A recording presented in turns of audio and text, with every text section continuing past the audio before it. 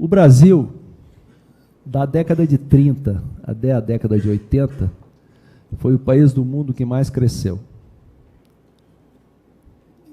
Pega ali Getúlio Vargas, né? Juscelino, os governos militares. Nas décadas de 70, 80, nós cometemos um erro. Nós permitimos que a linha de fratura da Guerra Fria, linha de confrontação, passasse dentro da sociedade brasileira e nos dividisse. E o Brasil, que era um país que vinha com um forte sentido de projeto, uma ideologia de desenvolvimento, o Brasil perdeu a coesão. Perdeu esse sentido de projeto. E está sem um rumo, uma direção. Nosso país está meio à deriva. Foram vários os fatores que contribuíram para que isso acontecesse. Mas a verdade é que nos dividimos. Eu conversava isso com o ministro da Defesa, que é do Partido Comunista do Brasil. E hoje trabalhamos juntos, absolutamente identificados, e temos como convergência os interesses nacionais.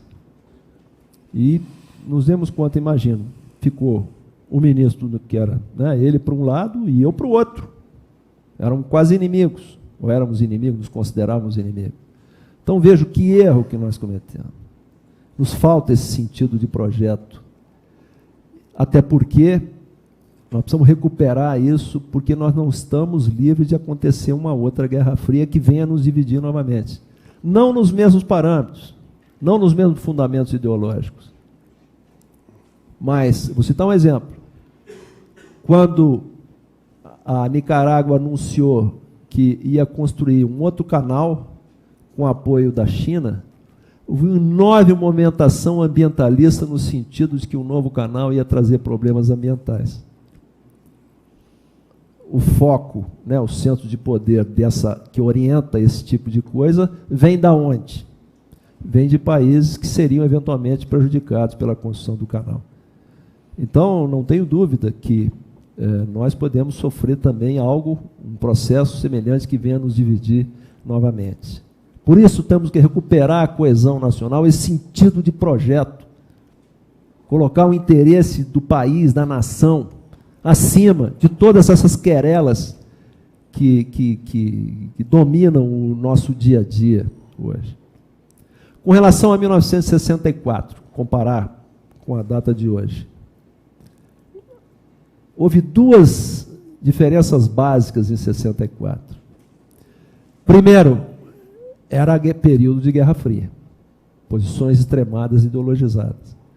Segundo, que em 1964 o país não contava com instituições amadurecidas, com seus espaços, limites de atuação definidos e cumprindo adequadamente os seus papéis. Então, hoje, a grande diferença está aí. O nosso país, ele tem instituições amadurecidas. O Brasil é um país já sofisticado, com sistemas de pesos e contrapesos, que dispensa a sociedade de ser tutelada. A partir daí, as Forças Armadas entendem dois aspectos fundamentais que orientam a nossa atuação. Primeiro, é a da legalidade. Todo e qualquer emprego das Forças Armadas estará absolutamente condicionado pelos os dispositivos legais, desde a Constituição, passando pelas leis complementares e assim por diante. E se formos empregados, isso se dará sempre por iniciativa de um dos poderes, conforme vimos na redação do artigo 142 da Constituição. Força Armada não existe para fiscalizar governo, muito menos para derrubar governo.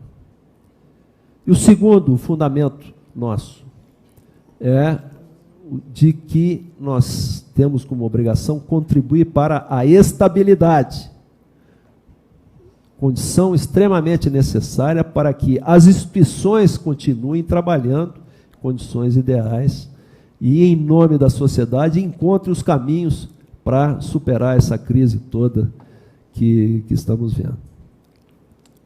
Nós vimos essa semana, foi uma semana extremamente preocupante. Enfim, uma série de medidas preventivas foram adotadas por nós e vimos que as coisas transcorreram naturalmente. Os embates na área política, na área judiciária, têm sido extremamente acirrados, mas as instituições estão funcionando. E é interessante que eu recebi aqui a visita de um comandante do Exército argentino, que convidei, veio participar das comemorações do Dia do Exército hoje, e ele falava extremamente animado, né, e admirado como as instituições no Brasil funcionam. Impensável lá para eles era, um tempo atrás, que um presidente de Câmara, alguém viesse a ser, né, um processo de impeachment com o presidente, coisa desse tipo. Então, esse é o fundamento que nós seguimos e estamos seguros de que a sociedade tem todas as condições de superar essa crise.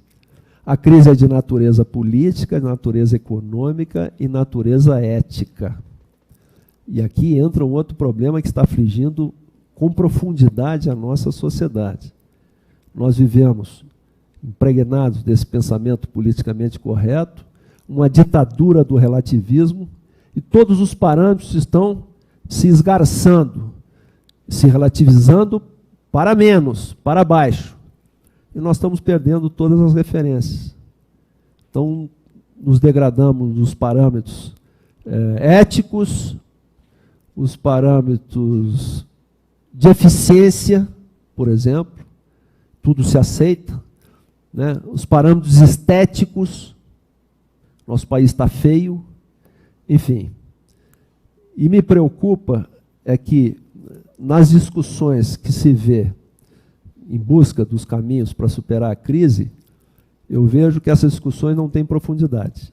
Elas ficam no limite, no nível só da questão econômica. E econômica financeira, né? De política financeira. Se sobe juro, desce juro, taxa de câmbio, enfim, coisas desse tipo. Me preocupa que coisas mais profundas, os alicerces do nosso país, não estão sendo consideradas. Muito obrigado, professor, pela sua... E eu queria, professor João Herculino, lhe agradecer imensamente, porque quando eu falei que nós precisamos recuperar um sentido de projeto nacional, o caminho é este. O caminho é esse. De discutirmos abertamente as questões, de nos conhecermos e irmos interagindo no sentido de que haja uma grande convergência. Há um educador americano, Skinner, que diz que educação é o que fica depois do que o aluno esquece o que lhe foi ensinado. E esse é o papel cumprido pelo educador, vai muito além do conhecimento técnico que ele transmite, mas a essência está nas mensagens que estão contidas, né, nessa interação que ele tem com os seus alunos. Então, parabéns ao corpo docente desta casa, ao senhor.